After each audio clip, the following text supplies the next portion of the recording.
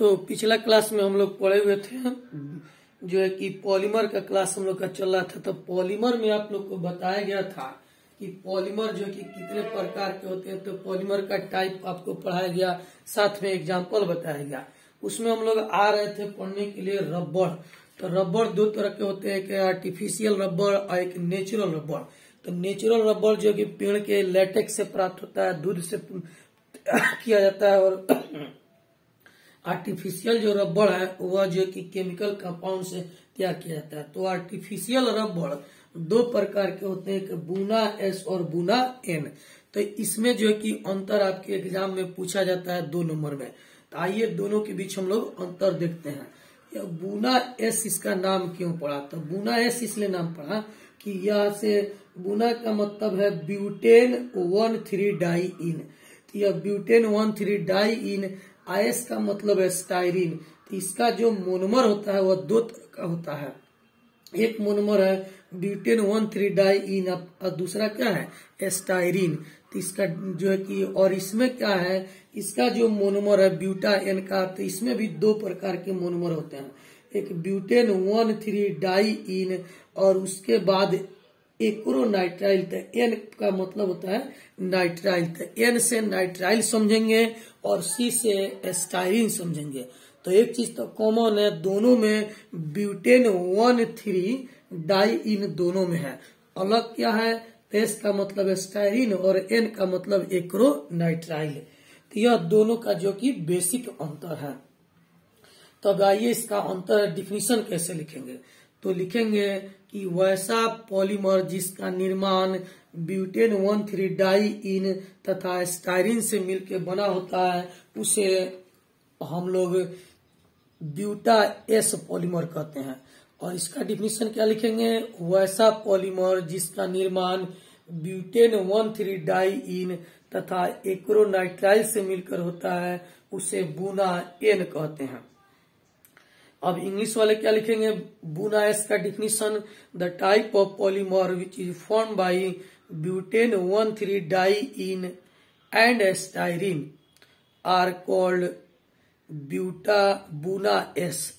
इसका डिफिनीशन क्या लिखेंगे, the type of polymer which is form by butane 1,3 di ene and acrylonitrile are called Buna N. तो definition जो है कि आप लोग इसको रिपीट करके 1-2 बार सुन करके डिफिनीशन को लिख लेंगे। अब आते हैं इसमें जो है कि डिफिनीशन के बाद हम लोग आपको इसका दूसरा एग्जाम्पल में इसको दूसरा में लिख देते हैं। यह दूसरा हो जाएगा और इसका भी दूसरा। पहला तो डिफिनीशन हो जाएगा और दूसरा क्या लिखेंगे, इसका मोनोमर लिख देंगे। It's monomer is butane 1,3 di ene plus styrene, यानी इसका monomer butane 1,3 di ene plus styrene होता है। इसमें क्या लिखेंगे, इसका मोनोमर ब्यूटेन 1,3 डाई इन तथा एक्रोनाइट्राइल होता है। तो यह 2 अंतर हम लोग का बन जाएगा। अब तीसरा अंतर आते हम लोग देखते हैं कि यह बूना एस और बूना एन के बीच जो है कि इसका तीसरा अंतर क्या होगा। तो तीसरा अंतर में इसका एक एग्जाम्पल है, चाहे तो इसका स्ट्रक्चर भी आप लोग बना सकते हैं। या ब्यूटेन 1, 2, 3, 4 कार्बन लिख दीजिए, 1 नंबर पर डबल बॉन्ड है और 1, 2, 3 नंबर पर डबल बॉन्ड है। तो यह ब्यूटेन 1,3 डाई इन हो गया और इसमें एस्टाइरिन जोड़ देता है। तो एस्टाइरिन क्या होता है, ब्यूटेन 1,3 डाई इन के बाद इसमें आते हम लोग एस्टाइरिन लिखते हैं। तो एस्टाइरिन क्या होता है, तो यहाँ पर एक बेंजीन रिंग बना दीजिए, आपको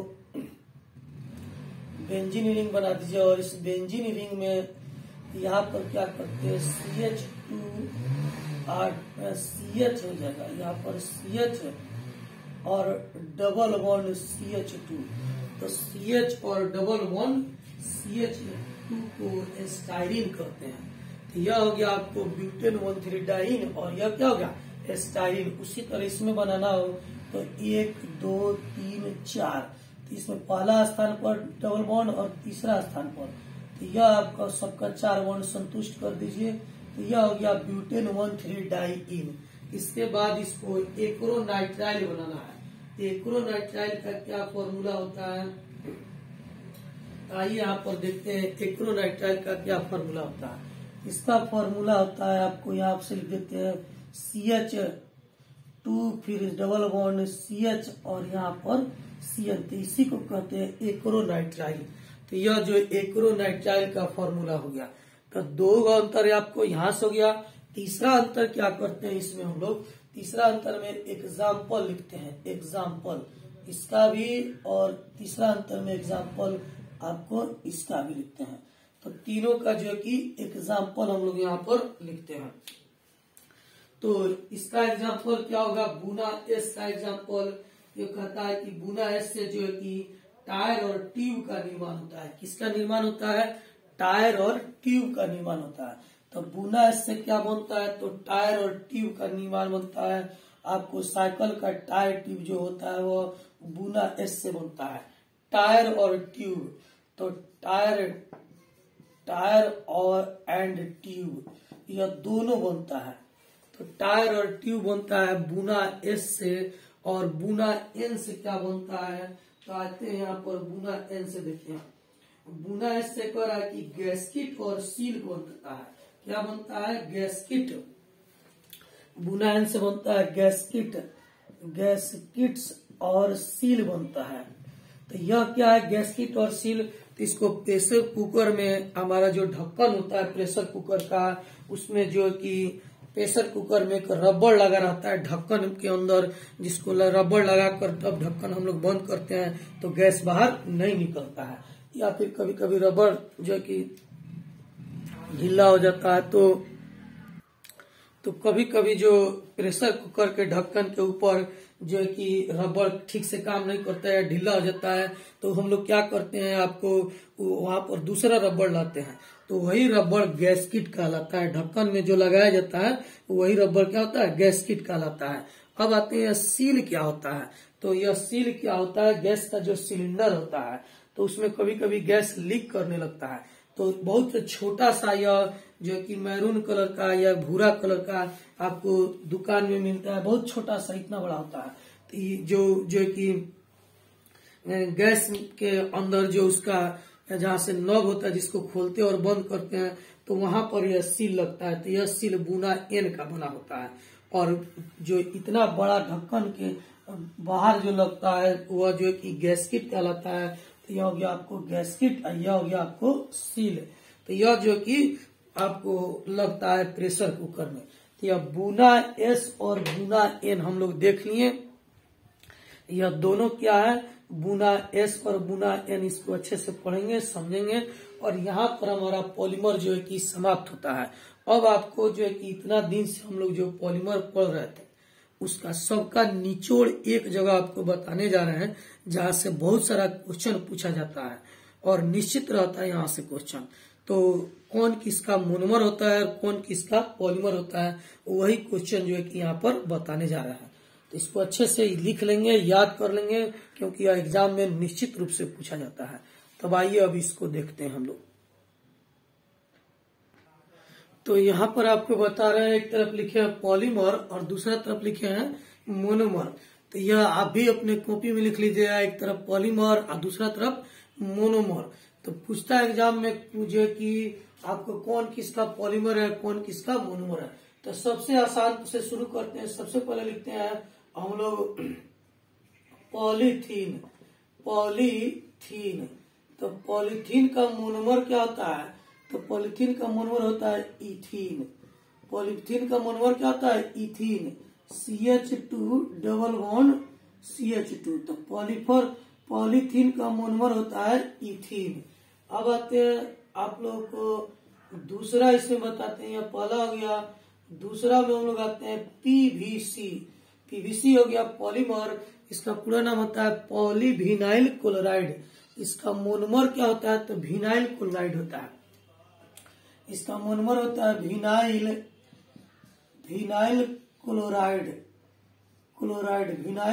क्लोराइड।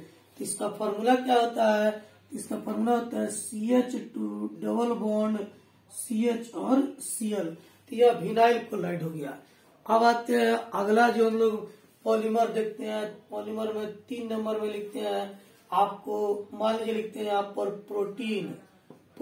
तो प्रोटीन का जो मोनोमर क्या होता है, तो इसका मोनोमर होता है एमाइनो एसिड।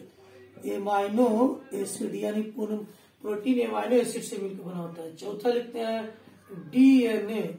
अब डीएनए क्या चीज से मिलकर बना होता है, तो न्यूक्लियोटाइड से मिलकर बना होता है। तो यह आपसे एग्जाम में सब पूछा जाता है कि कौन किसका पॉलीमर है और कौन किसका मोनोमर है। तो उसके बाद आते हैं हम लोग 5वां में देखते हैं हम लोग नेचुरल रबड़। हिंदी में लिख सकते हैं प्राकृतिक रबड़। इसका होता है आइसोप्रीन। इसका मोनोमर क्या होता है, आइसोप्रीन। यह कई बार पूछा जा चुका है जो कि आइसोप्रीन किसका मोनोमर होता है। अब आते हैं आपको 6ठा नंबर में आपको आर्टिफिशियल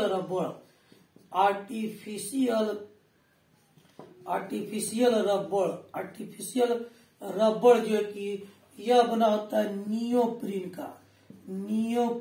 आर्टिफिशियल रबड़ किसका बना होता है, तो नियोप्रीन का बना होता है। इसको भी अच्छे से आप लोग याद रखेंगे। आर्टिफिशियल रबड़ बनाता है, नियोप्रीन का बना होता है। उसके बाद आपको आते हैं 7वां नंबर में आपको बूना एस। अभी तुरंत बताया है, इसमें 2 मोनोमर होते हैं। पहला कौन होता है, तो ब्यूटेन 1,3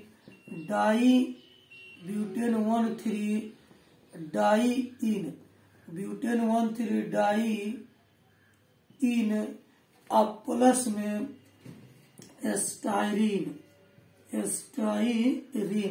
तो butane 1,3 di ene plus styrene होता है।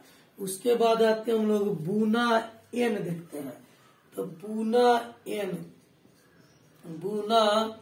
एन किससे मिलकर बनता है, तो इसमें भी 2 तरह के मोनोमर होते हैं। कौन कौन होते हैं, तो आपको यह हो जाएगा आपको ब्यूटेन 1,3 डाई इन आप प्लस एक्रोनाइट्राइल।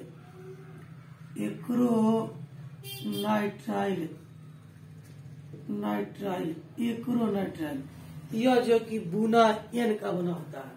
अब आते हैं आपको जो कि इसमें अगला जो हम लोग जो पूछा जा रहा क्वेश्चन है वह है नायलॉन 66।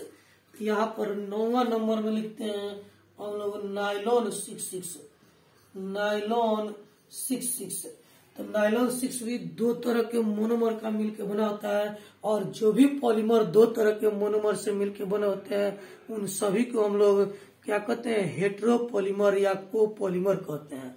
तो यह किससे मिलकर बना होता है, तो हेक्सेन 1,6 डाई इन आप प्लस एडेपिक एसिड से मिलकर बना होता है। तो यह बना होता है हेक्सेन C2 का होल 6 कर देते हैं, इधर लिख देते हैं NH2, इधर NH2। तो यह हो गया हेक्सेन 1,6 डाई इन। इसका नाम क्या हो जाएगा, हेक्सेन 1,6 डाई इन अब प्लस एडेपिक एसिड से मिलकर बना होता है। किससे मिलकर बना होता है, तो एडेपिक एसिड से मिलकर बना होता है। एडेपिक एसिड किसका क्या फॉर्मूला होता है, तो आइए उसको भी लिख देते हैं। एडेपिक एसिड का यहाँ पर CH2 लिख दीजिए और CH2 का होल 4 कर दीजिए। और दोनों तरफ इधर भी आप एक कार्बन लिखिए, आपको COOH। एक जो है कि एसिड इधर लिखिए। 1 मिनट इसको मिटाकर अच्छे से लिख देते हैं। यह जो है कि आपको थोड़ा सा इसको मिटाकर अच्छे से यहाँ पर लिखते हैं। देखिए एडेपिक एसिड में होता क्या है कि CH2 का होल 4 होता है और इधर COOH यहाँ पर लिख देते हैं आपको, और फिर यहाँ पर COO और H यहाँ पर लिख देते हैं। तो एडेपिक एसिड में CH2 का होल 4 होता है और दोनों साइड जो कि कार्बोक्सिलिक एसिड ग्रुप पाए जाते हैं। तो यह एडेपिक एसिड का हो गया। उसके बाद हम लोग आते हैं नायलॉन 6 के बाद आते हैं हम लोग बैकेलाइट। तो बैकेलाइट किससे मिलकर बना होता है? तो बैकेलाइट। उसके बाद लिखते हैं हम लोग 10 नंबर में, ये सब पूछा जाता है बैकेलाइट। बैकेलाइट, तो बैकेलाइट किससे मिलकर बना होता है? तो बैकेलाइट बना होता है आपको, इसका नाम आप लोग चाहे तो लिख सकते हैं हेक्सेन 1,6 डाइएमीन और एडेपिक एसिड। इसको अपने से लिख लेंगे, उसका नाम हमें स्ट्रक्चर बना दिया है। और बैकेलाइट किससे बना होता है? तो फिनॉल और फॉर्मल्डिहाइड से मिलकर बना होता है। किससे मिलकर बना होता है? फिनॉल और फॉर्मल्डिहाइड से। तो फिनॉल का फॉर्मूला यह हो जाता है आपको, बेंजीन रिंग में OH ग्रुप जोड़ देते हैं तो यह फिनॉल हो जाता है। और फॉर्मल्डिहाइड इसको कहते हैं, HCHO को फॉर्मल्डिहाइड कहते हैं। तो बैकेलाइट बना होता है फिनॉल और फॉर्मल्डिहाइड से। तो यह जो कि कुछ कॉमन है, जो आपके एग्जाम में पूछे जाते हैं। यहाँ से बहुत सारे क्वेश्चन आपके एग्जाम में आते हैं और एक दो और बचे हुए हैं, तो इसको मिलाकर चलिए अब वो उसको लिखते हैं। इसको मिटाने के बाद इसको अच्छे से याद कर लेंगे, यहाँ से बहुत सारा क्वेश्चन पूछा जाता है। तो यहाँ पर देखते हैं हम लोग, यह जो है कि ग्लिप्टॉल 11 नंबर में है। यह पॉलीमर हो गया ग्लिप्टॉल और इसका मोनोमर होता है ethylene glycol plus phthalic acid. उसके बाद आते हैं टेफ्लॉन। तो टेफ्लॉन को जो है कि पूछा जाता है, और नायलॉन 6 को भी पूछा जाता है। एक और है नायलॉन 6, आपको 13 नंबर में नायलॉन 6, इसका भी मोनोमर आपको बताया जा रहा है। तो यह जो टेफ्लॉन जो है कि पूछा जाता है, नायलॉन 6 भी पूछा जाता है, यह ग्लिप्टॉल पूछा जाता है, इसको भी पूछा जाता है। उसके बाद पीवीसी को पूछा गया है आपको। उसके बाद पॉलिथीन का भी पूछा गया है, रबड़ का भी पूछा गया है। तो यहाँ पर देखेंगे नेचुरल रबड़ और आर्टिफिशियल रबड़ दोनों का क्वेश्चन पूछा गया है। यहाँ पर जो कि टेफ्लॉन है, इसका मोनोमर होता है टेट्राफ्लोरोइथीन। टेट्राफ्लोरोइथीन का फॉर्मूला होता है आपको CF2 double bond CF2, tetrafluoroethene. Teflon का एक दूसरा नाम भी है। टेफ्लॉन को हम लोग शॉर्टकट में, टेफ्लॉन को दूसरा भी हम लोग कह सकते हैं। टेफ्लॉन को दूसरा जो है कि तरीका से टेफ्लॉन को शॉर्टकट में हम लोग बताते हैं आपको। टेफ्लॉन को PTFE, टेफ्लॉन का दूसरा नाम है PTFE, इसको PTF भी कहते हैं। इसका पूरा नाम होता है पॉलीटेट्राफ्लोरोइथीन। पॉलीटेट्राफ्लोरोइथीन, इसीलिए शॉर्टकट में PTFE भी कहते हैं। तो इसका मोनोमर क्या होता है? तो टेट्राफ्लोरोइथीन इसका मोनोमर होता है। अब आते हैं नायलॉन 6 का मोनोमर देखते हैं। तो नायलॉन जो 6 होता है, नायलॉन 6, तो नायलॉन 6 का जो कि मोनोमर क्या होता है, आइए यहाँ पर हम लोग देखते हैं नायलॉन 6 का मोनोमर। तो यह बहुत ही आपको आसान है, यहाँ पर सभी क्वेश्चन को अच्छे से आप लोग याद कर लेंगे। तो नायलॉन 6 का होता है कार्पोलेक्टम। तो यहाँ पर आपको 13 जो है कि पॉलीमर और उनके सभी का मोनोमर बताया गया है। इसमें बहुत सारे जो है कि पॉलीमर ऐसे हैं जो एक ही प्रकार के मोनोमर से मिलकर बने होते हैं, जबकि बहुत सारे पॉलीमर ऐसे हैं जो बहुत सारे मोनोमर से मिलकर बने होते हैं। तो इसको आप लोग अच्छे से याद करेंगे। अब यह हमारा पॉलीमर चैप्टर समाप्त होता है और अब हम लोग लास्ट में शुरू करने जा रहे हैं मेटलर्जी यानी धातु का निष्कर्षण। तो इसको समाप्त करते हैं और आइए हम लोग नया चैप्टर शुरू करते हैं, मेटलर्जी यानी धातु का निष्कर्षण। तो आइए यहाँ पर नया चैप्टर हम लोग शुरू कर रहे हैं, एक्सट्रैक्शन ऑफ मेटल यानी धातु का निष्कर्षण। इसी को मेटलर्जी भी कहा जाता है। तो यहाँ से जो है कि ऑब्जेक्टिव क्वेश्चन भी आते हैं और 5 नंबर के भी क्वेश्चन आते हैं, जो आपके एग्जाम में हर साल यहाँ से एक 5 नंबर का क्वेश्चन रहता ही रहता है। साथ में ऑब्जेक्टिव 1-2 क्वेश्चन निश्चित रूप से रहता है। तो इस चैप्टर को पढ़ने से पहले जो इसमें कुछ इम्पोर्टेंट टर्म है उसको पढ़ेंगे, उसके बाद यह चैप्टर पढ़ेंगे। तो सबसे पहला इम्पोर्टेंट टर्म है आपको ओर्स किसे कहते हैं, उसके बाद है गैंग क्या कहलाता है, फ्लक्स क्या कहलाता है, फिर स्लैग किसे कहते हैं यानी कि आपको धातु मल किसे कहते हैं, शुद्ध हिंदी में धातु मल क्या होता है। उसके बाद जो है कि उसमें अशुद्धियां किसे कहती हैं, तो यही सब को आप लोग को आगे पढ़ना है। तो 4-5 टॉपिक है जिसको पढ़ लेंगे तो यह चैप्टर जो है कि अच्छे से हम लोग को समझ में आ जाएगा।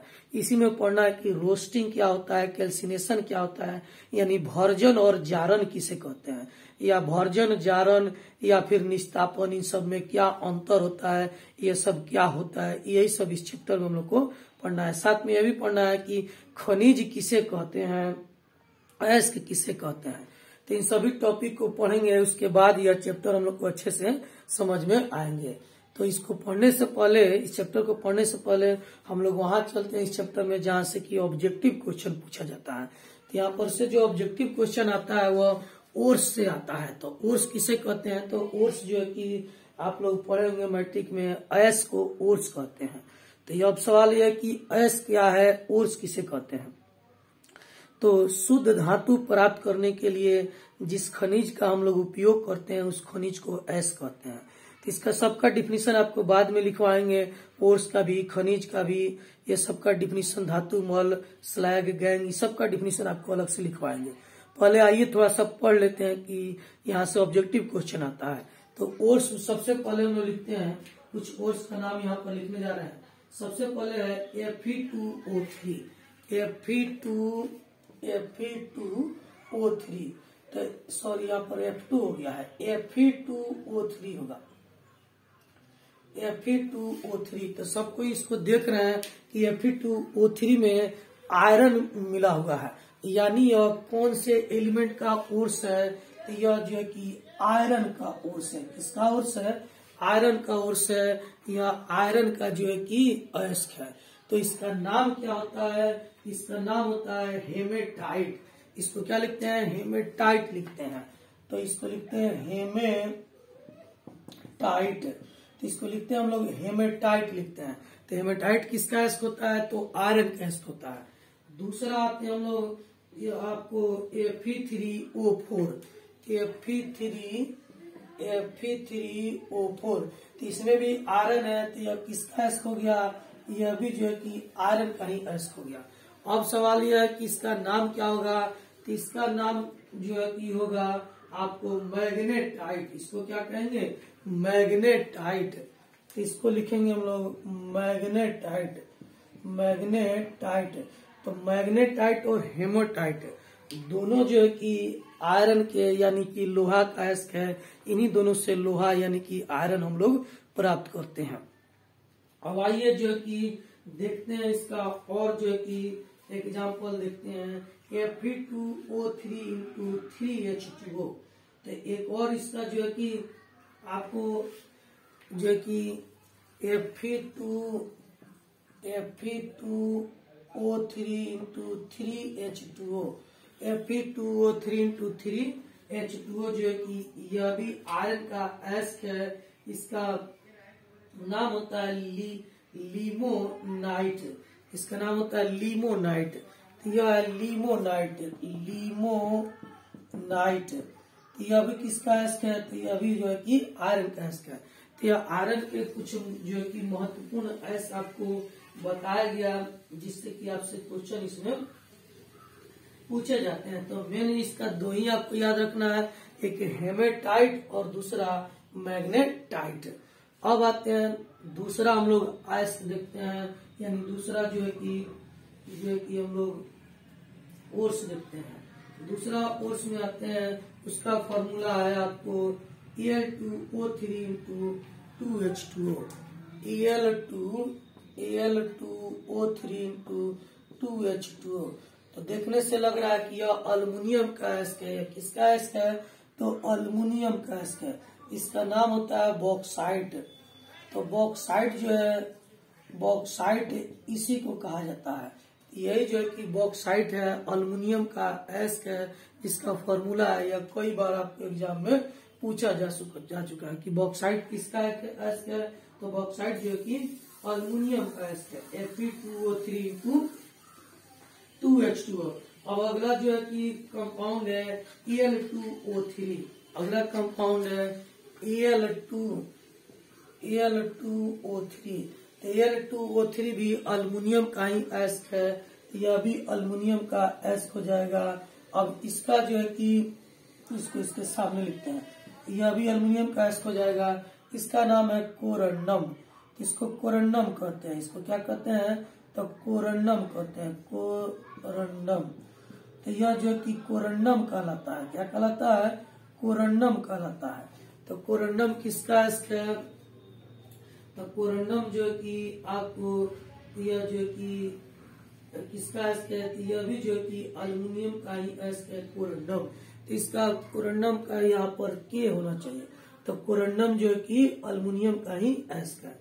तो यह कोरंडम हो गया जो है कि। अब एक बात और देखेंगे, कहीं कहीं पर आपको स्पेलिंग जो है कि अगर आपको लगे कि यहाँ की आप सही नहीं है तो बुक से देखकर उसको ठीक कर लेंगे।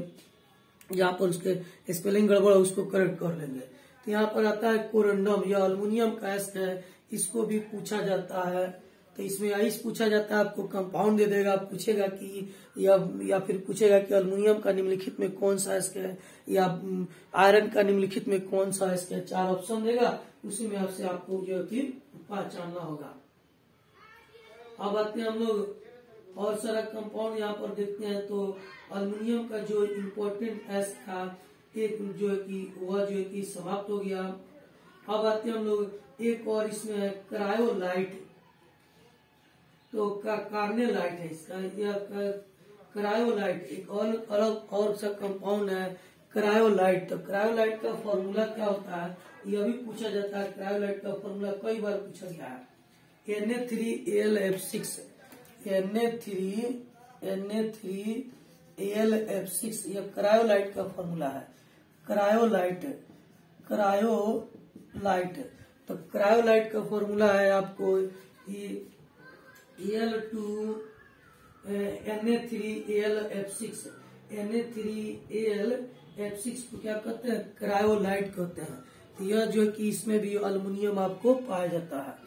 तो यह सब जो है कि आपसे पूछा जाता है। यह एल्युमिनियम का हो गया। इसको भी अभी क्वेश्चन आपसे अब पूछा जा चुका है। अब आते हैं हम लोग अगला कंपाउंड पर। अगला जो कंपाउंड है उसका नाम है आपको ZnO।